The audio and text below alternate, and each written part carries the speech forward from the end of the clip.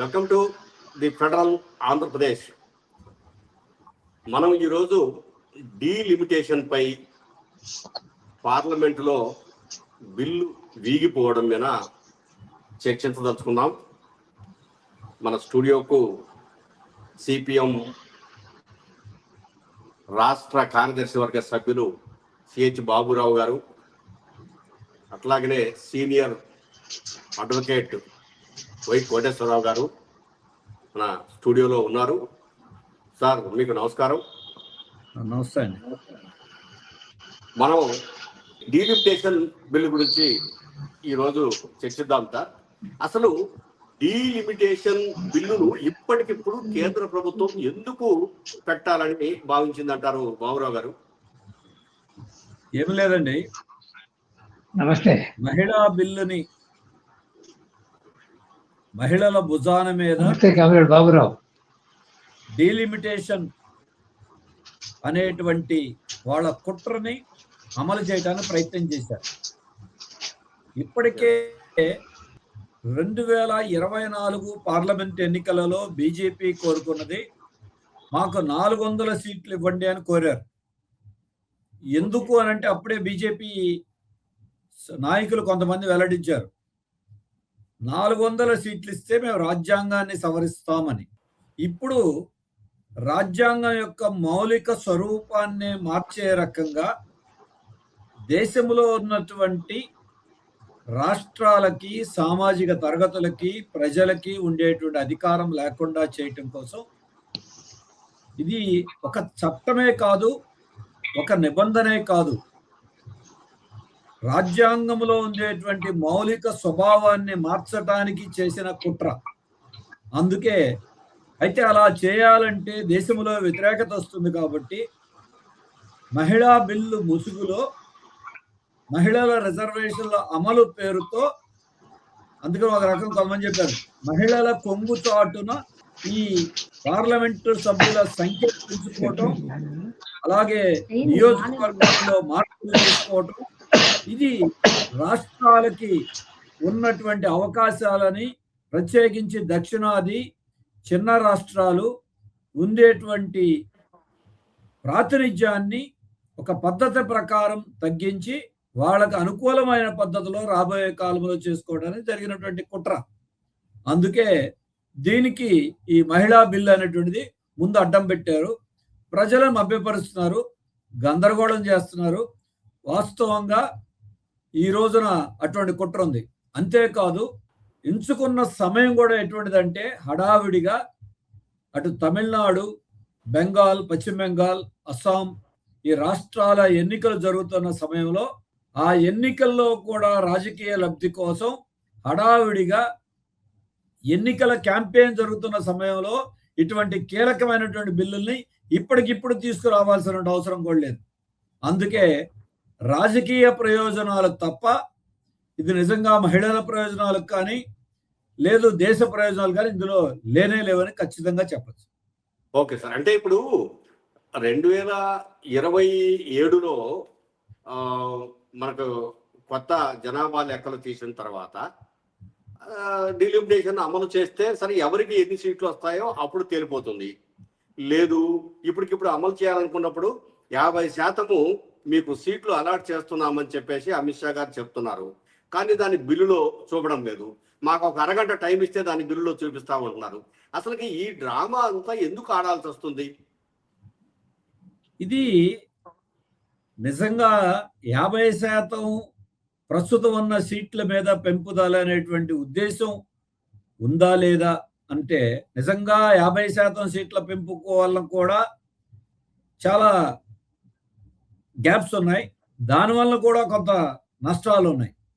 పోనీ ఉన్నంతలో తక్కువ నష్టమని అనుకున్నా దాన్ని ఎక్కడ చట్టంలో పెట్టలేదు. రాజ్యాంగ సవరణలోనూ లేదా డీలిమిటేషన్ బిల్లులోనూ ఎక్కడ ప్రతిపాదించాల.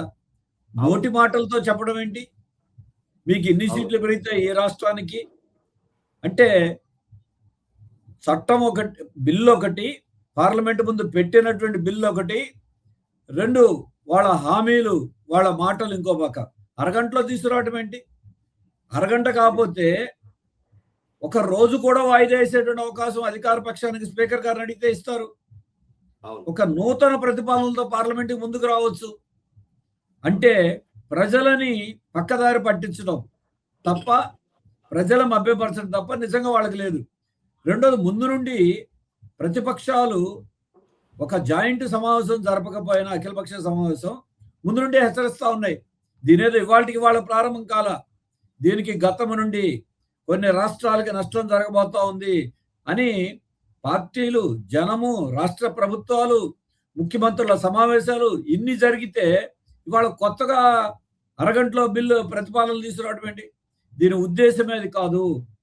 దీంట్లో మాటలతో దేశ ప్రజలను మభ్యపరచడం, చట్టం ఇంకొకటి చేయటం, వాళ్ళు అనుకున్నటువంటి లక్ష్యాలకు అనుగుణంగా చట్టము, రాజ్యాంగ సవరణలు చేయటం అనేది వాళ్ళలో ఉన్నటువంటి ఉద్దేశం తప్ప నిజంగా కాదు. ఇదేమి నవ్వులాట్లాగా ఉంది.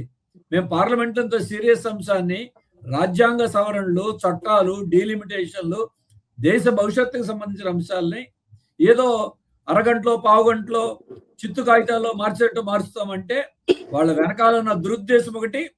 ప్రజలు వాస్తవాలను గమనించారు, ప్రతిపక్షాలు ఐక్యంగా ఉన్నాయి కాబట్టి ప్రజలని మేము ప్రయత్నం చేసినా వీళ్ళు కాదన్నారని నెపం వేయటానికి, బుర్ర చల్లటానికి చేసిన ప్రయత్నం తప్ప ఇంకోటి కాదు. ఓకే ఓకే వైకే గారు, మీరు ఇప్పుడు ఈ రాష్ట్ర ముఖ్యమంత్రి గారు చేస్తున్న వ్యవహారాలన్నీ చూసుంటారు. ఈ రోజు తూర్పుగోదావరి జిల్లాలో ఆయన నిడదవోలులో ఒక ర్యాలీ మహిళలతో నిర్వహించారు. ఆ ర్యాలీలో మహిళలకు అన్యాయం జరుగుతుంది, మహిళా రిజర్వేషన్ బిల్లును ఆమోదించకుండా ప్రతిపక్షాలన్నీ నెగటివ్ గా పక్కన పెట్టాయని చెప్పేసి ఆ ర్యాలీలో పాల్గొన్నారు. ఇక్కడ డీలిమిటేషన్ బిల్లు వద్దు అని చెప్పేసి ప్రతిపక్షాలన్నీ అడుగుతున్నాయి, మిగిలిన పక్షాలు అడుగుతున్నాయి. దాన్ని పక్కన పెట్టేసేసి మహిళా కావాలని తిరస్కరించారు అని చెప్పేసి చంద్రబాబు నాయుడు గారు ఆంధ్రప్రదేశ్ లో ర్యాలీలు చేయడము ఎంతవరకు సమంజసం అంటారు వైకే గారు? నమస్కారం అండి. కామ్రేడ్ బాబురావు గారు ఆ డీలిమిటేషన్ బిల్లును తీసుకురావడంలో ఉన్నటువంటి చిత్తశుద్ధి లేని తనం ఏమిటో చక్కగా వివరించారు, నేను విన్నాను. అందువల్ల దాన్ని మళ్ళీ ఇంకా చెప్పవలసిన అవసరం ఏమీ లేదు. ఇకపోతే డీలిమిటేషన్ బిల్లుని, ఈ మహిళా రిజర్వేషన్ బిల్లుని, అలాగే ఇంకొక అది కూడా కలిపి మూడుని ఒకే ఒక రాజ్యాంగ సవరణ బిల్లుగా తీసుకురావడమే కరెక్ట్ కాదు.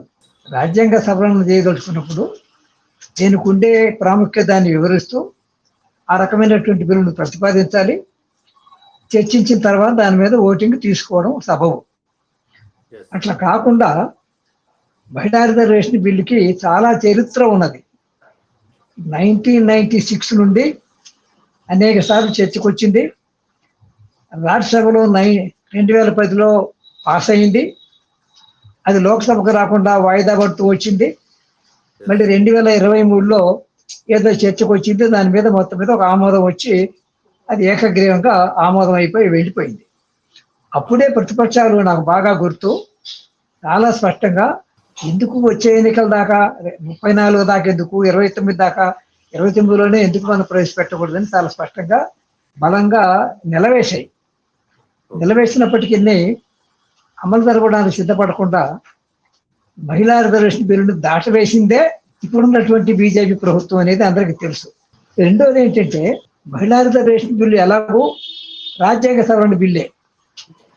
రాజ్యాంగ సవరణలో ఏ సవరణను చేసే అవకాశం ఉంటుంది? అసలు ఇప్పటికే ఈ రిజర్వేషన్ అనేటటువంటిది అసమానాల మధ్య పోటీని నివారించడం కోసం రిజర్వేషన్. పురుషులు, స్త్రీలు సమానులు గారు కనుక అసమానాల మధ్య పోటీ అనేటటువంటిది ప్రజాస్వామ్యంలో సరైనది కాదు కనుక మహిళలకి రిజర్వేషన్ అనే అంశం ముందుకు వచ్చింది. అదే సూత్రాన్ని కొంచెం ఎక్స్టెండ్ చేసి చూసినట్టయితే, వెనుకబడిన తరగతులు ఓబీసీలు ఉన్నారు, వీళ్ళు ఫార్వర్డ్ కమ్యూనిటీస్తో పోటీ పడలేనటువంటి స్థితి ఉన్నదనేది వాళ్ళ సమాజం ఆమోదించింది. ఓబీసీలకు రిజర్వేషన్లు స్థానిక సంస్థల్లో కూడా కల్పించారు. అలాగే విద్యా ఉద్యోగ రంగంలో కూడా కల్పిస్తున్నారు. 27% కేంద్రం కూడా కల్పించింది. మండల కమిషన్, అదంతా ఆ చరిత్ర అంతా మనకు తెలుసు. అలాంటప్పుడు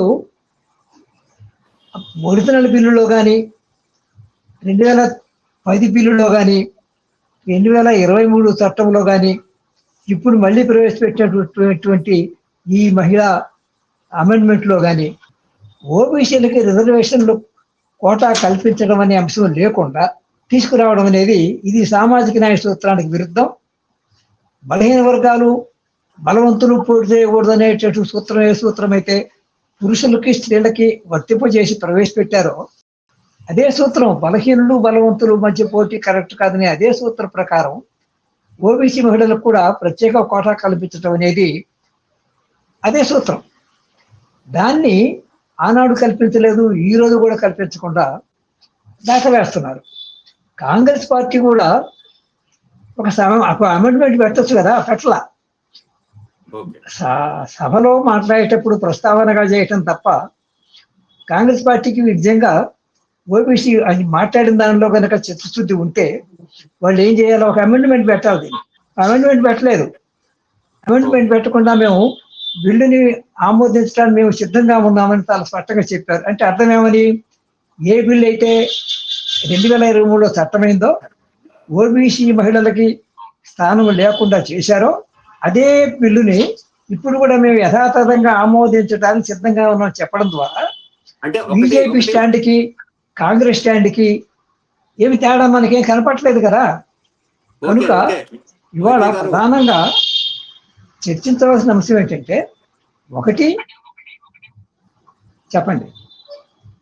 ఇప్పుడు ప్రధానమైనది ఏంటంటే డీలిమిటేషన్ బిల్లును పెడుతూ డీలిమిటేషన్ బిల్లుకు చెప్పండి వినపడుతుంది చెప్పండి చేయడం అనేది ఎంతవరకు సమంజసము? నా దృష్టి ప్రకారం ఇక్కడ 2 అంశాలు ఉన్నాయి. ఒకటిగా దాన్ని కుదించడానికి కూడా నాకు ఆమోదం కాదు. ఎట్లా అంటే, ఒకటి ఇవాళ డీలిమిటేషన్తో మహిళా రిజర్వేషన్ బిల్లుని కలపకూడదు అనేది ఒక వాదం. దానికి మాకు ఆమోదం.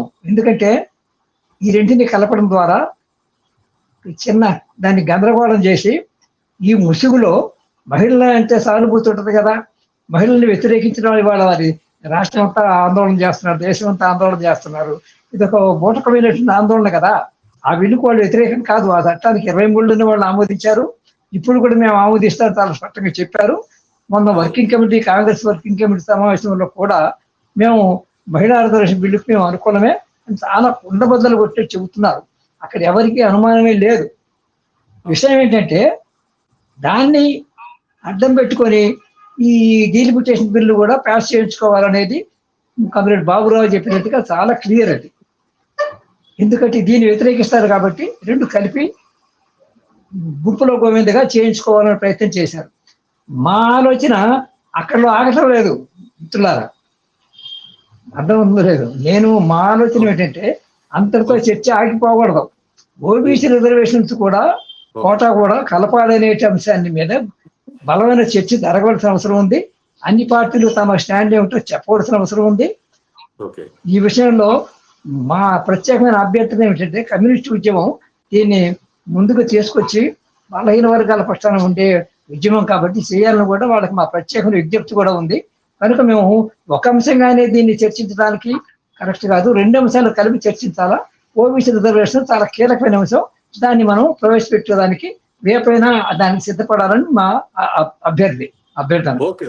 Okay sir. అంటే ఇప్పుడు డీలిమిటేషన్ ద్వారా దక్షిణ భారతదేశంలో మాకు ఎట్లాగో సీట్లు రావు, డీలిమిటేషన్ ద్వారా ఉత్తర భారతదేశంలో మేము సీట్లు పెంచుకోగలిగితే ఇంకా కొంతకాలం మేము అధికారంలో ఉండొచ్చు అని చెప్పేసి బీజేపీ భావిస్తుంది. అందులో భాగంగానే ఇప్పుడు డీలిమిటేషన్ ను ఇమీడియట్ గా తెరపైకి తీసుకొచ్చింది. లేకపోతే 2026 వరకు వెయిట్ చేస్తే, 27 వరకు వెయిట్ చేస్తే జనాభా సేకరణ పైగా ఇప్పుడు డిజిటలైజేషన్ అయిపోయింది అంతా. మహా అయితే 3 నెలల్లో జనాభా సేకరణ కంప్లీట్ చేయొచ్చు. అప్పుడు మీరు కొత్త సీట్లు కానీ లేకపోతే కొత్త నియోజకవర్గాల ఏర్పాట్లు కానీ ఇవన్నీ చూడమని అన్ని రాజకీయ పార్టీలు అడుగుతున్నాయి. ఇంత జరుగుతున్న ఆ బీజేపీ చెబుతున్న మాటకే ఇక్కడ ఉన్నటువంటి జగన్మోహన్ రెడ్డి కానీ చంద్రబాబు నాయుడు గారు కానీ ఎందుకు చేయకూడుతున్నారు? ఆ డీలిమిటేషన్ వ్యవహారాన్ని పక్కన పెట్టి మహిళా రిజర్వేషన్ వ్యవహారం మీద ఈయన ర్యాలీలు ఎందుకు చేస్తున్నారంటారు? ఇక్కడ ఏపీకి ఇవాళ బిల్లు ప్రవేశపెట్టిన బిల్లు యాజ్ ఇట్ ఈజ్ గా 2011 సంవత్సరంలో జనాభా ఆ ప్రాతిపదిక తీసుకొని చేస్తే ఏపీకి ఎలా నష్టం జరుగుద్దో ఇందాక ఏదో ఇంటర్వ్యూ సందర్భంలో జయప్రకాష్ నారాయణ కూడా చెప్పారు, ఎన్ని సీట్లు కోల్పోతాయని. అంటే సీట్లు కోల్పోతాయని తెలిసి కూడా చంద్రబాబు 2011 ప్రాతిపదికగా కనుక చేస్తే సీట్లు కోల్పోతామనేది స్పష్టంగా తెలిసి కూడా, అలాగే 50% అనేది బిల్లులో ప్రవేశపెట్టలేదు, మేము తర్వాత పెడతామని చెప్పడం ద్వారా ఈ రాష్ట్రానికి కొన్ని సీట్లు పోగొట్టడానికి కూడా కూటమిలో ఉన్నటువంటి కారణం చేత సిద్ధపడ్డాడు చంద్రబాబు. ఇది ఈ రాష్ట్రానికి చాలా ద్రోహం.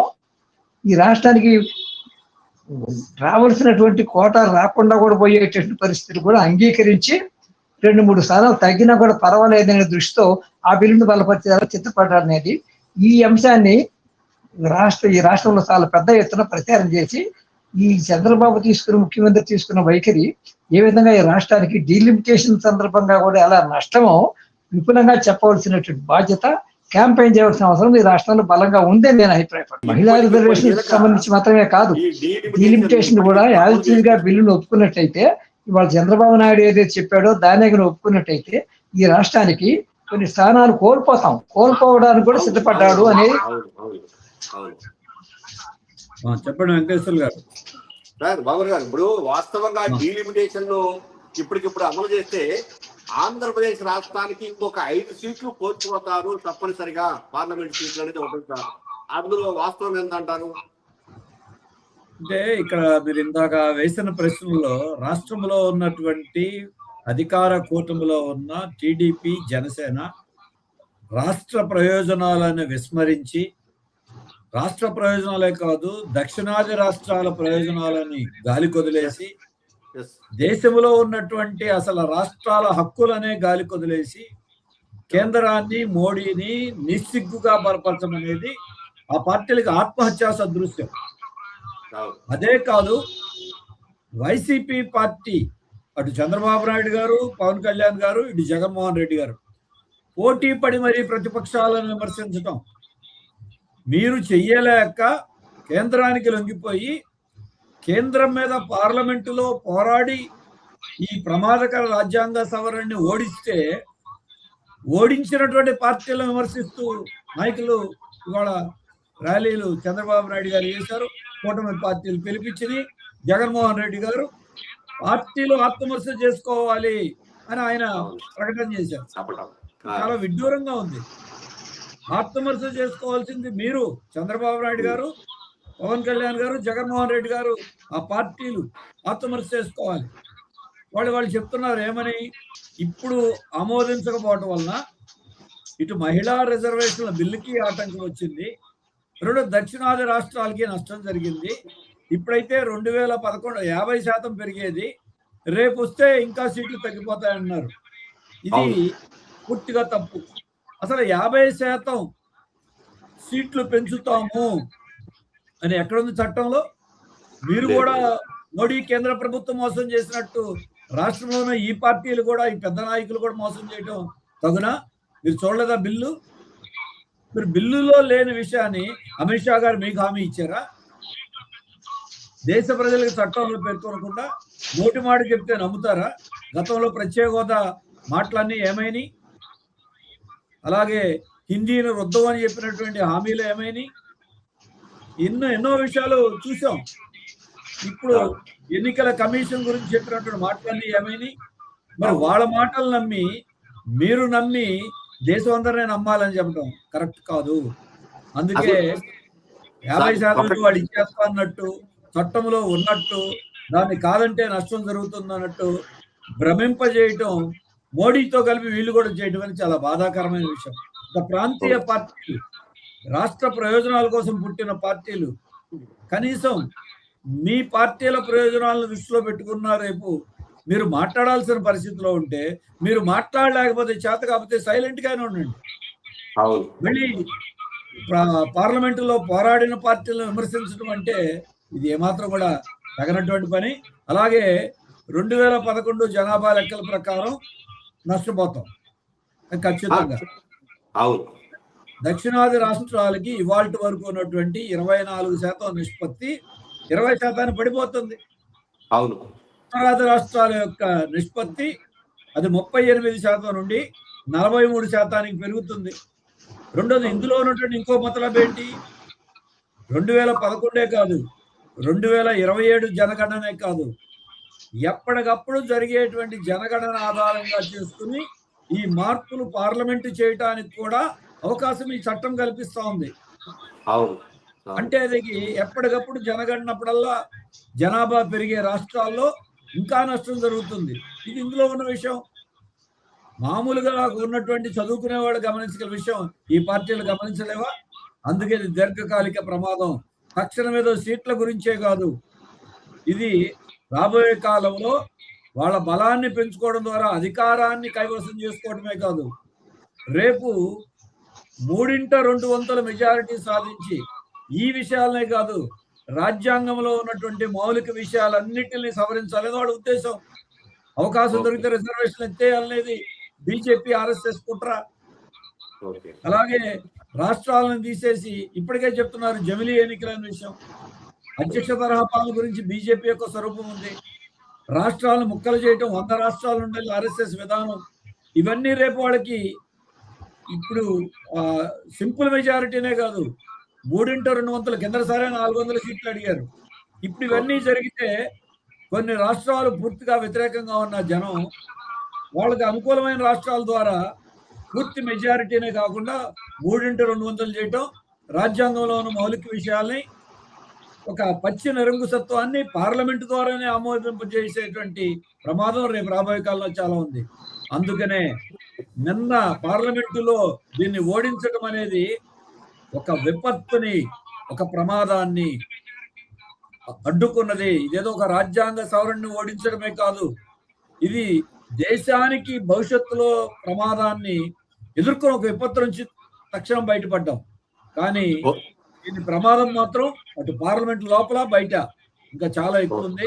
ఇప్పటికైనా ఆ పార్టీల నాయకులు ఎలాగో మాట్లాడారు, తెలుగుదేశం, జనసేన, వైసీపీ నాయకులు. కనీసం ఆ పార్టీల వెనకాల జనం ఆలోచించారు.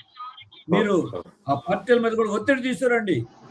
మీరు అసలు ఆ పార్టీలు పుట్టింది ఆంధ్రుల ఆత్మగౌరవం కోసం తెలుగుదేశం పార్టీ పుట్టామని చెప్పారు. ఇవాళ ఏమవుతుంది? కేంద్రం మీద పోరాడారు. లేదు, జగన్మోహన్ రెడ్డి గారు, కాంగ్రెస్ లో ఉన్న వైఎస్ రాజశేఖర రెడ్డి గారు, కేంద్ర ప్రభుత్వంలో ఉన్న వాళ్ళ పార్టీ ఉన్నా సరే కొన్ని విషయాల్లో రాష్ట్రం కోసం వ్యతిరేకించారు. మరి వాళ్ళ ఎన్టీఆర్ గారి పేరు, రాజశేఖర రెడ్డి గారి పేరు చెప్తున్న ఈ పార్టీలు మాత్రం దాసోహం ఉండడం చాలా బాధాకరం. ఆ పార్టీల కార్యకర్తల అభిమానులు ఆలోచించాలి, తప్పనిసరిగా ఆలోచన చేస్తారని అనుకుంటున్నాను. ఓకే ఓకే సార్, వైకే గారు, మీరు చెప్పండి. ఉమ్మడి ఆంధ్రప్రదేశ్ లో ఏ ఇష్యూ ఉన్నా కూడాను మేధావి వర్గం స్పందించేది, ఎక్కువగా ఆందోళన కార్యక్రమాలు జరిపేవాళ్ళు. కానీ విభజన జరిగిన తర్వాత ఆంధ్రప్రదేశ్ లో ఉన్నటువంటి మేధావులు ఏమయ్యారు? ఇట్లాంటి ఇష్యూలు వచ్చినప్పుడు ఎందుకు మాట్లాడలేదంటారు? చెప్పండి. అదే ఆంధ్రప్రదేశ్ లో ఉన్న మేధావి వర్గం ఇట్లాంటి సమస్య వచ్చినప్పుడు ఎందుకు మాట్లాడలేదంటారు? ఒక పరిస్థితి ఏం కనపడుతుందంటే, ఈ బీజేపీ కేంద్రీకృత అధికారం అమలు జరుగుతున్నటువంటి నేపథ్యంలో భావ స్వాతంత్రం మీద కూడా ఒక నియంత్రణ చేసేటటువంటి ఒక ప్రయత్నం ఉద్దేశపూర్వకంగా రాజ్యం రంగంలోకి వచ్చే పరిస్థితి మనకు కనపడతా ఉన్నాయి. రాజ్యానికి అనుగుణంగా ఉన్నటువంటి వ్యవస్థలు ఏవైతే ఉన్నాయో ఆ వ్యవస్థలు ఇక్కడ ఉన్నటువంటి రాజ్యాంగాన్ని కాపాడటం కోసం వ్యవస్థలు ఏర్పడ్డాయి. వాస్తవంగా రాజ్యాంగానికి సంబంధం లేనివి కావు వ్యవస్థలు. అవి కేంద్ర ప్రభుత్వం ఆధీనంలో ఉన్నప్పటికీ కూడా అవి స్వతంత్రంగా వ్యవహరించవలసినటువంటి అవసరం ఉన్నది.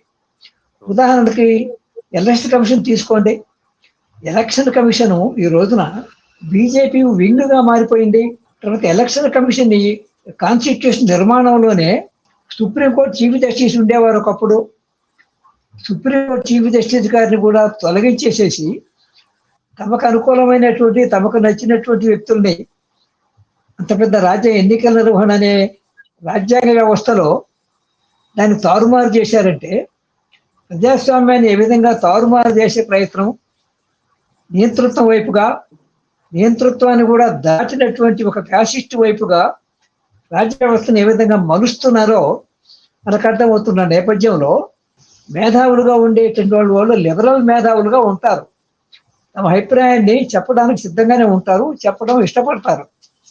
ఇప్పుడు ఏం జరుగుతున్నది, ఒక రకమైనటువంటి బెదిరింపులు, ఒక రకమైనటువంటి హెచ్చరికలు ప్రత్యక్షంగాను పరోక్షంగాను కొన్ని భావాలు వ్యక్తం చేస్తే కూడా అది క్రిమినల్ కేసులుగా కన్వర్షన్ చేసేటువంటి ప్రయత్నం నడుస్తూ ఉంది. వాళ్ళ కొన్ని భావాలు వ్యక్తం చేయడమే క్రిమినల్ అయినట్టుగా. వాస్తవానికి సుప్రీంకోర్టు తీర్పులు చాలా ఉన్నాయి.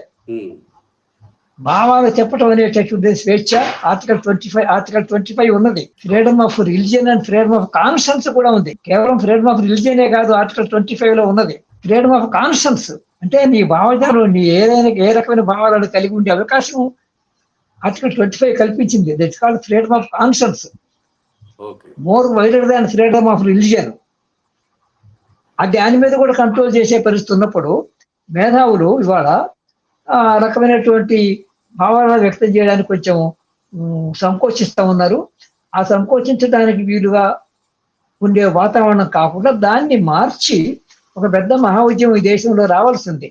భావజాల ఉద్యమం కానీ, ప్రజాస్వామిక ఉద్యమం, నిన్న జరిగినటువంటి ఓటింగ్ ఆ నియంతృత్వం ఫ్యాసిస్ట్ పోకడలో వెళ్ళేదానికి ఒక చెక్, ప్రజాస్వామ్యాన్ని కబళించాలనే ఒక కుట్రకి ఒక హాల్ట్ పడింది, ఒక జోల్ట్ వచ్చింది. కనుక దాన్ని ఆహ్వానించడానికి, దాన్ని అర్థం చేసుకోవడానికి బదులుగా కొన్ని తాత్కాలిక రాజకీయ ప్రయోజనాల కోసం ఈ ప్రాంతీయ పార్టీలు లాంటివి కూడా, ఒకప్పుడు భిన్నమైన లక్ష్యాలతో ఏర్పడిన ఈ పార్టీలు కూడా నిన్ను ప్రశ్నించడానికి వచ్చానన్నాడు పవన్ కళ్యాణ్. నేను ఆత్మగౌరవం కోసం వచ్చానని తెలుగుదేశం. ఆత్మగౌరవం ఏమైంది? ప్రశ్నించడానికి వచ్చిన ప్రశ్న ఏమైంది? మరి 2011 జనాభాతో ప్రాతిపదికగా ఇక్కడ నేను డీలిమిటేషన్ చేస్తానట్టు కూడా ఎందుకు నువ్వు ముందుకు ఆమోదం తెలిపావు? ఎలా తెలుపుతావు ఆమోదం? దానికి సమాధానం చెప్పండి. ఈ రాజకీయ ఎవరైతే చంద్రబాబు నాయుడు లేఖలు కూడా రాశాడు, తా జెండ కోతి వనమల్ల చేర్చిందని. తను కాకుండా అన్ని రాజకీయ పార్టీలకి, అలా అందరి ఎంపీలకి ఒక లెటర్ కూడా ప్రత్యేకంగా రాసి దాన్ని బలపడతానని చెప్పారు. సూటిగా ప్రశ్నిస్తున్నాం ఈ వేదిక ద్వారా. 2011 జనాభా ప్రాతిపదిక మీద కనుక ఈ డీలిమిటేషన్ చేస్తే ఆంధ్ర రాష్ట్రం యొక్క సంఖ్య తగ్గిపోతుందా లేదా, దానికి సూటిగా సమాధానం చెప్పమనండి. ఈ బలపరిచినటువంటి చంద్రబాబు కానీ, పవన్ కళ్యాణ్ కానీ, జగన్మోహన్ రెడ్డి కానీ. కనుక వీళ్ళు తాత్కాలికమైన రాజకీయ ప్రయోజనాల కోసమని దీర్ఘకాలమైనటువంటి ప్రజల హక్కుల్ని, ప్రజాస్వామిక హక్కుల్ని, ఫెడరల్ హక్కుల్ని, ఫ్రీడమ్ ఆఫ్ కాన్షియన్స్ ని కుదింపజేసే ఒక కుట్ర నడుస్తూ ఉంది. దీని మీద ఒక పెద్ద మహా ఉద్యమం ఒకటి రావాల్సింది, తప్పకుండా వస్తుందని చెప్పడానికి నేను జరిగిన ఓటింగ్ ఒక చిన్న నిదర్శనంగా నేనైతే అభిప్రాయపడుతున్నాను. Okay, thank you sir. ఈ మంచి చర్చలో మీరు భాగస్వాములైనందుకు ది ఫెడరల్ తరఫున థ్యాంక్ యూ చెప్తూ ఈ చర్చా కార్యక్రమాన్ని ఇంతటితో ముగిస్తున్నాను.